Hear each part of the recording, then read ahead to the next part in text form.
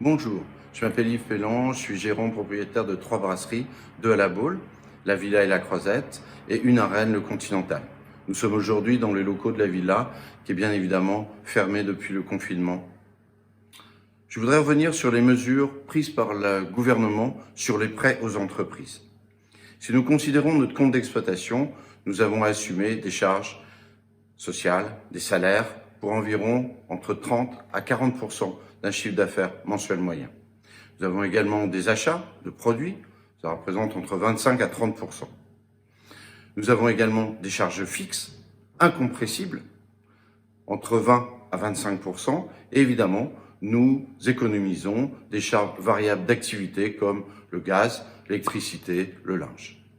Ça veut dire quoi? Ça veut dire que chaque mois d'arrêt, nos entreprises constatent une perte ramenée à un chiffre d'affaires moyen entre 20 à 25%.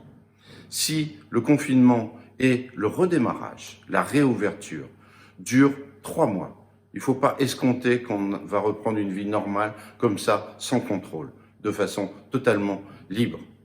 Si cela représente 3 mois, ça voudra dire que ramener un chiffre d'affaires moyen annuel, ça représentera entre 1 à 1,2% de notre chiffre d'affaires annuel. Si en plus, nous contractons des prêts pour assumer les salaires que nous avançons, le chômage partiel, nous serons remboursés qu'à 90 jours. Eh bien, le 1% devient tout de suite 2 à 3%. Ça veut dire que pendant 6 ans, 1 an de franchise plus 5 ans de remboursement, pendant 6 ans, nous devrons assumer un montant dans nos bilans en surproductivité, en surrentabilité, entre 2 à 3% d'un chiffre d'affaires annuel. C'est tout simplement impossible. Alors plutôt que de bénéficier de subventions qui grèveraient les impôts des Français, nous en appelons au président de la République pour qu'il décrète l'état d'urgence sanitaire.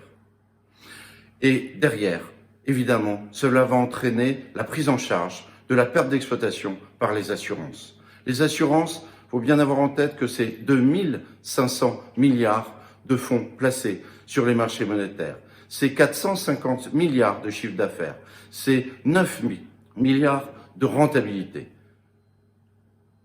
Nous en avons besoin, pas uniquement pour le monde de la restauration, pas uniquement pour des économies annexes, nous en avons besoin pour toute notre économie.